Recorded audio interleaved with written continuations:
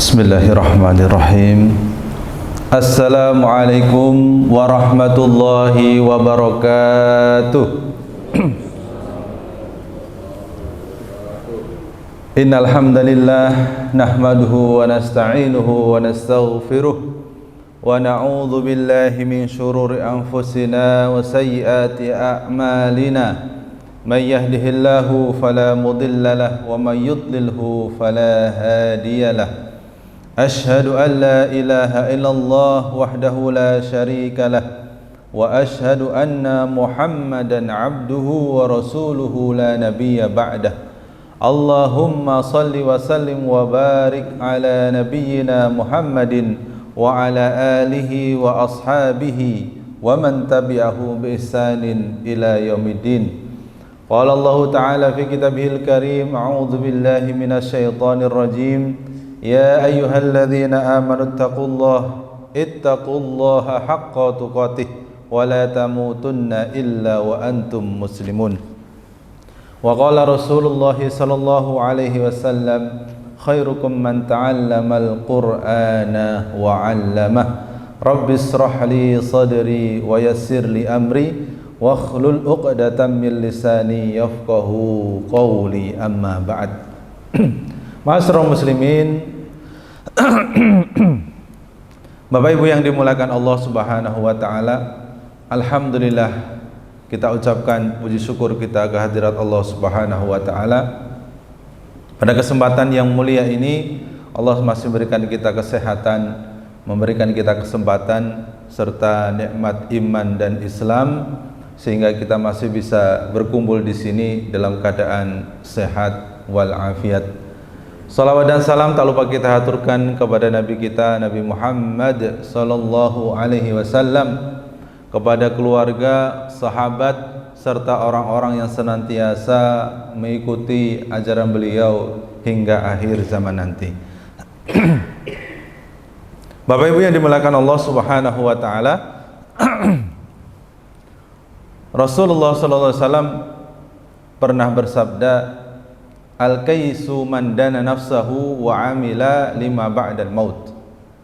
Orang yang cerdas, kata Nabi, bukan orang yang memiliki kepintaran, bukan orang yang juara, bukan orang yang memiliki ranking teratas dalam pandangan Nabi.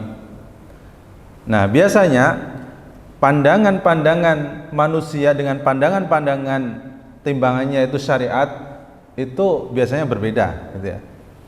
Orang yang bertakwa di sisi Allah, atau orang yang mulia di sisi Allah adalah orang yang paling bertakwa. Itu dalam pandangan Islam, dalam pandangan agama.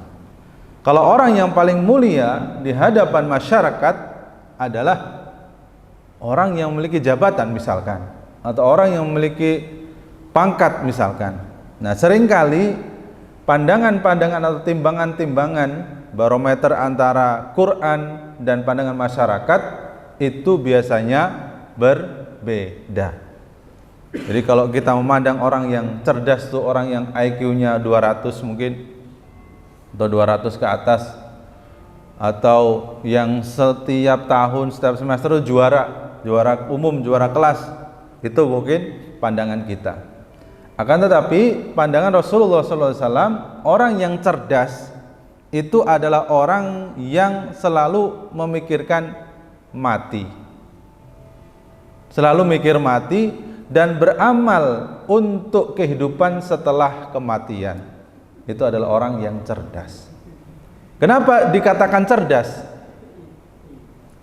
Kenapa dikatakan cerdas? Karena dia akan meninggalkan sesuatu atau kehidupan yang akan hilang, akan selesai, kehidupan yang fana, untuk persiapan menuju kehidupan yang abadi. Itu cerdas namanya. Jadi kalau cerdas, kita itu lebih persiapan ke final daripada persiapan ke babak yang penyisian misalkan. Jadi persiapan babak penyisian mungkin persiapannya lebih minim daripada final. Dari final ini harus serius, misalkan seperti itu. Nah, kaum muslimin juga dikatakan demikian. Dia dikatakan cerdas ketika dia lebih mementingkan kehidupan yang abadi setelah kematian. Nah, kebalikannya, orang yang tidak cerdas adalah orang yang menghabiskan seluruh waktunya untuk kepentingan atau kehidupan yang akan dia tinggalkan. Dia kumpul, semuanya dikumpulkan untuk apa? Untuk kehidupan yang akan dia tinggalkan. Buat apa? Kalau kaum muslimin beda prinsipnya. Dia kumpulkan harta atau dia cari harta untuk wasilah di kehidupan yang akan datang atau hari kiamat. Nah, kira-kira di sini Bapak Ibu sekalian, siapa yang pengen hidup abadi, hidup selamanya? Gak ada. Ada? Oh, ada Pak, saya. Makanya saya perawatan, botok gitu, apa namanya, tarik wajah gitu, kemudian suntik kemudian laser semua biar kelihatan cantik abadi gitu. Biar kelihatan kuat terus. Kalau cantik abadi, hidup abadi, ganteng abadi gak mungkin, hidup abadi juga gak mungkin, kira-kira mau hidup sampai tahun berapa? 80? Kayaknya masih bisalah 80. 90? 100? Bisa apa Pak 100 Pak kira-kira? Masih bisa main tenis nggak? Udah nggak bisa ya 100, Masya Allah. Ya kalau gimana ya? Ini bumerang juga. Minta umur panjang nanti juga menyusahin, juga nggak bisa ngapa-ngapain. Minta umur pendek juga kok cepet banget gitu ya. Ya sudahlah. Pada akhirnya terserah Allah Subhanahu wa Ta'ala. Nah, jadi orang yang cerdas bukan orang yang takut akan mati, kemudian takut gitu, enggak. Tapi orang yang cerdas adalah orang yang selalu memikirkan kematian. Nanti kematianku bagaimana? Mempersiapkan kematian. Nah, kalau kita kan mungkin dulu motivasi diri kita pribadi, saya sekolah, kemudian kerja, sukses. Jadi sukses nunggu kerja, nunggu sekolah, ya kan? Saya hari ini, besok saya harus sukses. Kapan besoknya? Udah nggak tahu. Pokoknya sekarang harus kuliah, harus kerja, serius, kemudian sukses. Jadi suksesnya nunggu setelah kerja. Berapa tahun Pak? Ya, ada yang 30 tahun sukses. Sukses di mata kita apa? Ya bisa mendapat pekerjaan yang oke, punya rumah, punya mobil, punya fasilitas yang lain. Itu gambaran sukses di mata kita. 30 tahun ada yang 40 tahun, ada yang 50 tahun, ada baru mapan juga, ada baru lahir sukses juga karena bapaknya atau ibunya kaya. Nah, bagi Islam sukses nunggu 20 tahun, 30 tahun, 40 tahun itu kelamaan Pak. Ya enggak? Sukses kok nunggu 30 tahun, sukses kok nunggu 40 tahun. Kelamaan ya? Kelamaan. Bagi saya, anak saya sukses ketika dia taat kepada orang tua dan sholat berjamaah. Hari itu juga bisa sukses. Saya motivasi anak saya seperti itu. Boleh ditiru, boleh enggak ya. Sukses jangan nunggu lama. Sekarang kamu bisa sukses. Dengan cara apa? Taat sama orang tua, sholat. Sukses. Jadi buat apa gitu? Nunggu sukses berpuluh-puluh tahun tapi setiap harinya di mata orang tua enggak sukses. Gitu ya. Karena suksesnya anak tergantung orang tua, suksesnya istri tergantung suami. Istri suksesnya kapan? Ya setiap hari. Taat kepada suami, menjaga kehormatan, melaksanakan kewajiban. Kholas, sudah sukses. Nggak usah nunggu berkarir Pak, nanti apa itu P3K Pak atau CPNS Pak, nanti kalau sudah lulus sukses. Kelamaan. Iya kalau lulus, kalau enggak. Jadi sukses itu bisa kita buat sekarang. Jadi nggak usah nunggu nanti, sekarang bisa sukses. Jadi kalau kita punya barometer sukses sendiri, saya sukses ketika bangun 1/4 malam salat tahajud, baca Quran. Alhamdulillah sukses. Salat subuh di masjid, zuhur di masjid, semuanya di masjid, alhamdulillah bisa sukses. Itu ukuran sukses pribadi masing-masing. Kalau ukuran dunia nggak ada selesainya ya Pak ya. Jadi kita bikin ukuran sukses kita untuk rencana akhirat setiap harinya. Karena ukuran akhirat macam-macam ya. Ada yang mampu sehari 3 juz bacanya. Ada yang hanya mampu 1 juz misalkan. Ada yang mampu setengah juz misalkan. Itu ukuran sukses untuk kepentingan akhiratnya setiap orang masing-masing, beda-beda. Ada yang kuat hanya 2 tahajud 1 witir, alhamdulillah termasuk sukses juga. Ada yang kuat 4 tahajud 3 witir, sukses. Ada yang kuat 8 tahajud 3 witir, sukses. Jadi mari kita sukseskan, atau mari kita ciptakan kesuksesan mulai sekarang, setiap hari. Anak kita juga diajarkan seperti itu. Mungkin setiap hari kita punya, ini kan setiap keluarga punya aturan masing-masing kan. Kalau kamu bangun pagi, kemudian menyiapkan barang sendiri, kemudian menyiapkan keperluan pribadi, taat sama orang tua, tidak itu, alhamdulillah sukses kamu hari ini. Jadi nggak usah nunggu nanti 30 tahun ketika anak sudah kerja kuliah baru sukses. Kelamaan. Nah, itu nanti. Jadi kita sukseskan, bikin misi sukses kita untuk setiap hari supaya persiapan akhirat ini kita lancar. Nah, karena tidak ada orang yang tahu kapan orang itu akan meninggal dan nanti ditempatkan di mana. Allah Subhanahu wa taala mempunyai nama Ar-Rahman dan Ar-Rahim. Di dalam surat Al-Fatihah, di dalam basmalah ada nama Allah Subhanahu wa taala yaitu Ar-Rahman dan Ar-Rahim. Artinya apa, Bu? Yang Maha Pengasih lagi Maha Penyayang. Bedanya apa, Pak? Ar-Rahman sama Ar-Rahim. Pengasih, penyayang. Bedanya apa? Nah, mungkin sudah dibahas di pengajian tafsir ya.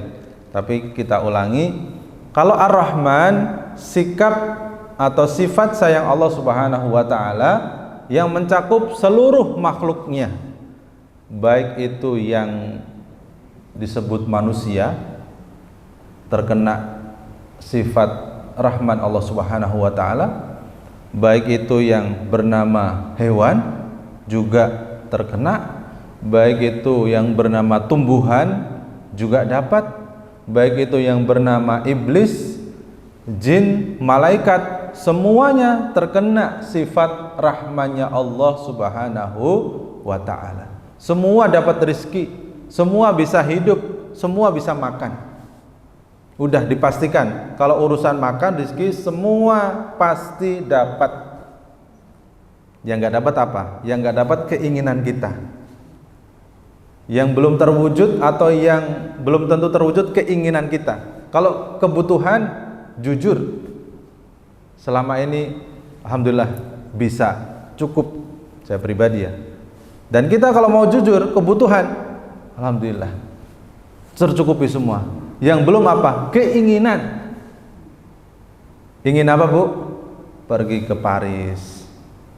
Udah umroh tapi pengen ke Paris dong sekali-kali seumur hidup gitu. Pengen kemana? Pengen ke Swiss. Pengen kan? Tapi kalau kebutuhan, butuh nggak kira-kira? Wallahu a'lam. Belum tentu butuh juga. Misalkan sudah punya rumah, sudah punya kebun. Pengennya apa? Pengen dong punya rumah di Jogja misalkan. Kalau berliburan biar ke sana biar nggak ribet gitu. Itu kan keinginan, pengen gitu. Tapi rumah sudah ada nih, kebutuhan sudah tercukupi, rumah dan mungkin sedikit kebun atau pekarangan. Kepengenannya apa lagi? Pengen dong punya kebun di Bogor gitu, kebun duren atau kebun apa? Pengen. Kira-kira tercapai ya? Tercapai enggak? Wallahu alam. Ada yang enggak, ada yang tidak. Ada yang iya, ada yang tidak juga. Pengen. Jadi kalau bicara masalah Rahman, kebutuhan semua manusia dan kebutuhan seluruh makhluk hidup, Allah pasti cukupi. Termasuk, mohon maaf, kebutuhan orang yang tidak sholat, kebutuhan orang yang non muslim atau kafir, pasti Allah cukupi. Kemudian pernah nggak kita mikir, itu tetangga saya, teman saya yang suka maksiat, yang jarang sholat, rezekinya lancar banget ya, kalau usaha apa selalu sukses ya. Giliran saya sudah pontang-panting sholat ke masjid, sholat tahajud, duha, tobat, sholat tasbih, semua yang saya lakuin gini-gini aja ya, nggak ada peningkatan ya. Itu masalahnya apa? Masalahnya itu di takdir rizki tadi. Allah sudah tentukan rizkinya. Oh, si fulan dapat sekian, si fulan dapat sekian, si fulan dapat sekian. Kasihan dong Bapak Ibu sekalian, kalau misalkan nggak sholat, nggak dikasih rizki, kasihan. Kemudian kalau nggak muslim, nggak dikasih rizki juga, Allah nggak adil.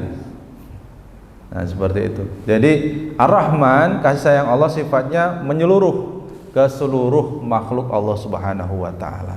Kemudian Ar-Rahim adalah nikmat kasih sayang Allah yang khusus diberikan kepada kaum muslimin, yaitu dengan merasakan nikmatnya hidayah Islam. Jadi kalau mau tahu nikmatnya hidayah Islam, coba kita tanya kepada teman kita yang mungkin baru mu'alaf, bagaimana nikmatnya.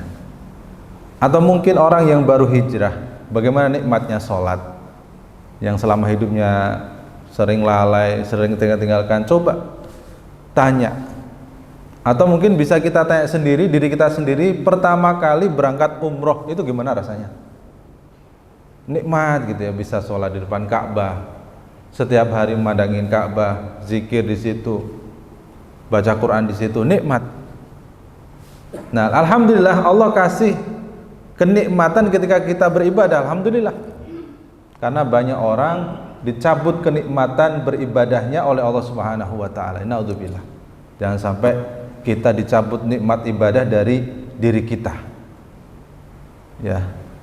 Karena kalau sudah nikmat dunia kita kita raih, kemudian nikmat apa lagi yang mau kita rasakan? Misalkan umur kita sudah masuk lah ya. Kalau tidur juga enggak terlalu jenak juga. Tidur jam 9, jam 11 bangun. Tidur lagi jam 2 kebangun lagi. Tidur lagi jam 4 kebangun lagi, gitu terus. Kurang nyenyak gitu. Karena sudah berumur.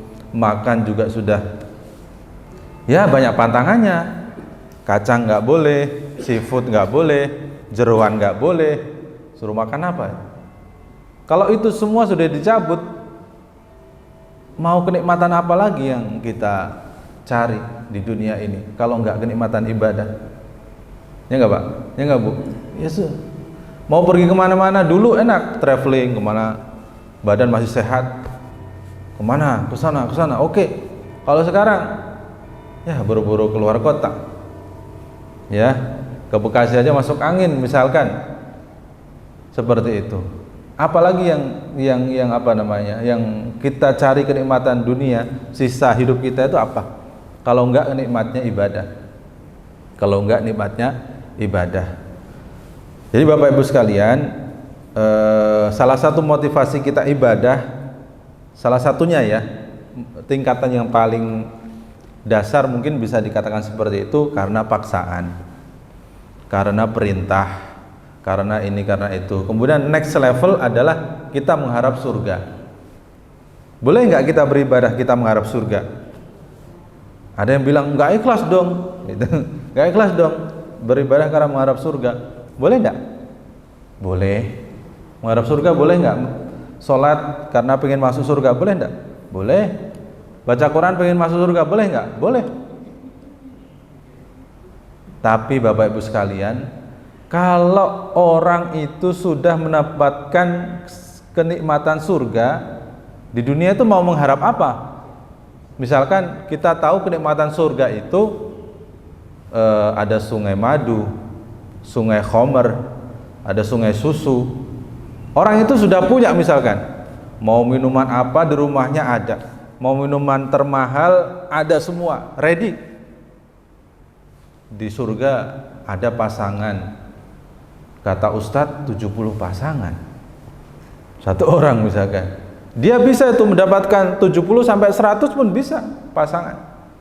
Di surga ada istana, dia bisa bangun istana. Di surga ketika pengen apa langsung datang, dia bisa. Pengen apa langsung datang, pengen apa datang, bisa. Nah orang seperti ini kalau dia mengharapkan surga, di dunia kan udah ada, ngapain lama-lama ke surga? Ya gitu bahasanya. Di dunia kan saya punya surga nih, istana, makanan, kendaraan, kemudian pasangan, saya punya nih. Ngapain saya ke surga? Pertanyaannya kan di situ. Nah mungkin, mohon maaf, orang yang belum pernah menikmati kenikmatan surga sebagian, mungkin iya, wah enak ya di surga, istananya besar karena dia rumahnya kecil. Enak ya di surga, pengen apa-apa ready, keturutan. Nah mungkin di dunia dia serba kurang, karena dia serba kurang sehingga dia mengharapkan surga. Enak ya di surga ada minuman ini, ada minuman itu, ya karena dia kekurangan juga di dunianya. Nah kalau untuk orang ini oke, dia mengharap surga, pantas. Tapi kalau orang yang saya sebutkan di awal tadi sudah punya surga dunia, apa yang diharapkan ketika beribadah itu? Jadi next level adalah dia mengharapkan ridho Allah Subhanahu wa ta'ala. Jadi tingkatan yang tertinggi adalah kita beribadah hanya mengharap ridho Allah Subhanahu wa ta'ala. Yang penting Allah ridho dah. Yang penting Allah ridho. Ya, yang penting Allah ridho, saya kuat beribadahnya. Jadi karena kalau orang sudah mendapatkan semua, sudah mentok di dunia, di akhirat mau cari apa? Karena di dunia sudah mendapatkan semuanya. Tapi Bapak Ibu sekalian, salah satu, kita lanjutkan ya.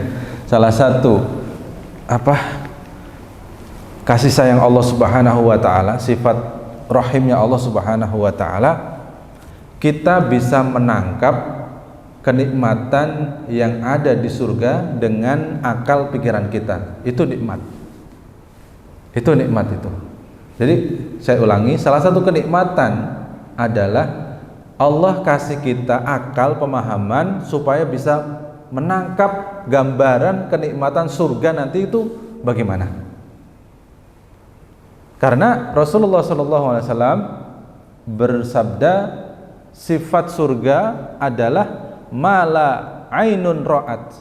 Surga itu sifatnya tidak pernah dilihat oleh mata, wala udunun sami'at, dan tidak pernah terdengar kenikmatannya oleh telinga, wala yaqturu fi qalbil basar, dan tidak pernah terbesit kenikmatan di surga itu oleh manusia, tidak pernah, tidak bisa gitu ya.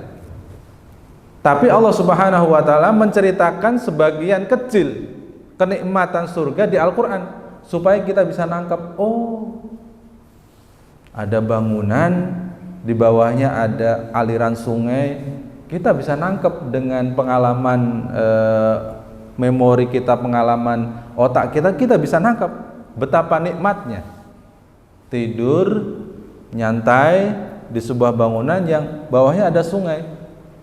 Sungainya sungai susu lagi. Sungai biasa aja kita bisa nyantai gitu Pak, di villa atau di camping di samping sungai, nikmat gitu. sambil tidur sambil dengerin gemericik air, masya Allah, nikmat. Lupa utang, lupa cicilan, lupa semuanya. Ini kita bisa apa? Bisa nangkep betapa nikmatnya. Haus, bisa ngambil air susu atau air madu di bawah. Bisa kita nangkep, oh nikmat ya. Tapi mohon maaf, para sahabat dulu bagaimana membayangkan surga yang bangunan di bawahnya ada sungai, mengalir sungai. Bagaimana sahabat membayangkan? Padahal pada saat itu belum ada bangunan besar yang di bawahnya ada sungai, belum ada. Bagaimana sahabat membayangkan? Bapak Ibu sekalian, sahabat membayangkan bukan fisik surga, bentuk surga, tapi sahabat mengharap ridha Allah Subhanahu wa taala. Kalau membayangkan hanya surga, emang bisa? Emang ada bangunan kayak gitu? Kalau orang Arab dahulu pada zaman itu yang membayangkan, kalau sekarang bisa. Bangunan bawahnya ada air bisa, hotel di dalam laut bisa. Sekarang mah bisa. Kemudian itu merupakan nikmat yang Allah berikan kepada kita. Kita bisa memasang memori, kemudian menangkap kenikmatan yang ada di surga. Misalkan ada juga kenikmatan di dalam surga, muttaqiina 'alal araik. Apa artinya muttaqiina 'alal araik? Penduduk surga nanti di surga, salah satu kegiatannya Pak ya, di surga itu muttaqiin. Istilahnya nyantai, rebahan ya, di atas ranjang, di atas dipan-dipan. Itu salah satu kegiatan penduduk surga. Santai, selonjoran sambil rebahan, sambil nikmat. Itu di Al-Qur'an ya. Kemudian kita bisa bayangkan, wah enak ya kehidupan di surga, nggak kerja ya, nggak dituntut harus ngidupin anak istri, enggak, enak ya. Kemudian apalagi di surga terdapat sungai madu, itu sudah kita sebutkan tadi. Mempunyai pasangan-pasangan ya, yang perempuan kalau pasangannya soleh ya nanti di surga dipertemukan dengan suami istri yang soleh, dan soleh dikumpulkan semua. Kemudian ada juga kenikmatan di surga itu akan umurnya sama semuanya, setara, dan dalam Ibnu Qayyim mengatakan umurnya sama dan kekuatannya itu di puncak performa, top perform. Kalau pemain sepak bola top performnya umur sekitar 20 sampai 27 ya. Itu puncak kekuatan manusia itu di umur segitu. Sekitar umur segitulah penduduk surga nanti. Nggak ada yang tua banget, nggak ada. Kecil banget juga nggak ada, kecuali bayi yang telah meninggal di kandungan. Umur segitu. Dan tidak ingusan, dan enggak batuk, enggak masuk angin, enggak buang air, mohon maaf, buang air kecil, buang besar, enggak. Kita bayangkan gimana caranya. Enggak buang air besar, enggak buang air kecil, tapi makan terus. Gimana Pak? Enggak bisa ya? Belum bisa ya kita nangkep ya? Nah, kita lihat bayi dalam kandungan. Kira-kira itu ngunyah enggak Pak? Ngunyah dengan mulutnya enggak? Enggak. Buang air enggak? Buang air besar enggak kalau bayi itu? Enggak ya? Enggak ya? Enggak. Jadi Allah ciptakan sebuah makhluk kehidupan di dalam janin ibu itu, seorang bayi, dia makan tapi enggak buang air Pak, bisa. Enggak masuk angin juga bayi, enggak pernah korokan. Enggak pilek juga enggak pernah. Nah, Allah aja bisa gitu loh. Bayangannya kita bukan seperti nanti bayi, tidak. Jadi kesimpulannya atau yang bisa kita ambil faedah adalah Allah menciptakan kehidupan tanpa buang air, tanpa sakit, tanpa ini bisa. Contohnya apa? Bayi. Kemudian Allah membuat kehidupan ulang nanti di surga tanpa buang air, tanpa sakit, tanpa ingusan, bisa. Yang ini aja bisa, masa ini nggak bisa? Bisa. Dan Bapak-Ibu sekalian, saya sampaikan sebuah hadis, mungkin sebagian sudah tahu. Ini hadis luar biasa, hadis yang panjang. Ketika penduduk surga menikmati seluruh kenikmatan surga, sudah menikmati seluruh kenikmatan surga, waktunya Allahu alam, saya tidak mengetahui secara pasti berapa hari, berapa tahun. Di situ dikatakan setelah penduduk surga menikmati kenikmatan surga semuanya, semua penduduk surga dipanggil oleh Allah Subhanahu wa taala dan ru'yatullah Subhanahu wa taala, melihat wajah Allah Subhanahu wa taala. Di dalam hadis dikatakan kita melihat wajah Allah seperti kita melihat bulan purnama, tanpa alat, tanpa penghalang, tanpa ada sesuatu yang mengganggu. Langsung kita bisa melihat. Di hadis dikatakan seketika itu penduduk surga lupa terhadap kenikmatan surga yang telah dia nikmati sebelumnya. Kenapa lupa? Karena melihat kenikmatan yang besar, yaitu melihat wajah Allah Subhanahu wa ta'ala. Nah, bisa dibayangkan kenikmatan surga yang kita bayangkan itu begitu besar, kalah dengan kenikmatan berikutnya, kenikmatan yang kedua, yaitu ru'yatullahi Subhanahu wa ta'ala, melihat wajah Allah Subhanahu wa ta'ala.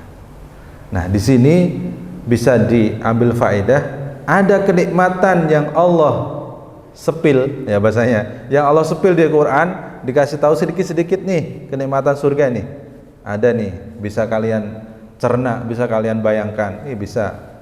Dan ada juga kenikmatan surga yang tidak bisa kita bayangkan sebelumnya.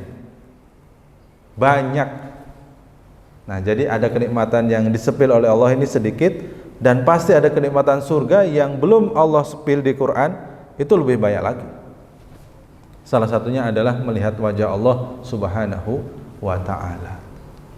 Pak, jadi kalau kenikmatan surga yang sebelumnya kita nikmati aja lupa, bagaimana besarnya nikmat melihat wajah Allah Subhanahu wa ta'ala yang mungkin setiap hari kita ibadahi, setiap hari kita sujud kepadanya, setiap hari kita minta, setiap hari kita takut, kita cinta, kita mengharap, kita melihat wajah langsung. Kalau membayangkan nggak bisa, gimana nggak bisa, digambar juga nggak bisa, ini nggak bisa. Kita melihat langsung wajah Allah Subhanahu wa ta'ala. Kenikmatan yang sebelumnya hilang, kenikmatan yang sebelumnya hilang, yang sudah ini hilang semua. Nah, kira-kira nanti kalau di surga Bapak Ibu pengen apa, sudah merencanakan belum? Pengen apa ya nanti ya? Oh, pengen ini, pengen ini, pengen ini. Ada yang merencanakan belum? Belum ya. Yang penting masuk surga dulu, Pak. Ya, ini khawatir, ini ketar-ketir. Masuk enggak? Ini ketar-ketir ya. Nah, itulah salah satu nikmat kasih sayang Allah Subhanahu wa ta'ala yang Allah berikan kepada kita sebagai seorang muslim, bisa merekam atau bisa mengolah bahan yang ada dalam Al-Quran sehingga kita bisa mencerna, oh demikian, oh demikian, oh demikian. Nah, relate Pak, nyambung dengan orang-orang yang tadi yang saya sebutkan di awal tadi, yang sudah mendapatkan kenikmatan dunia itu semuanya sudah semualah. Apapun nikmat dunia ini sudah, yang ada di Al-Quran mungkin sudah secara dunia ya sudah.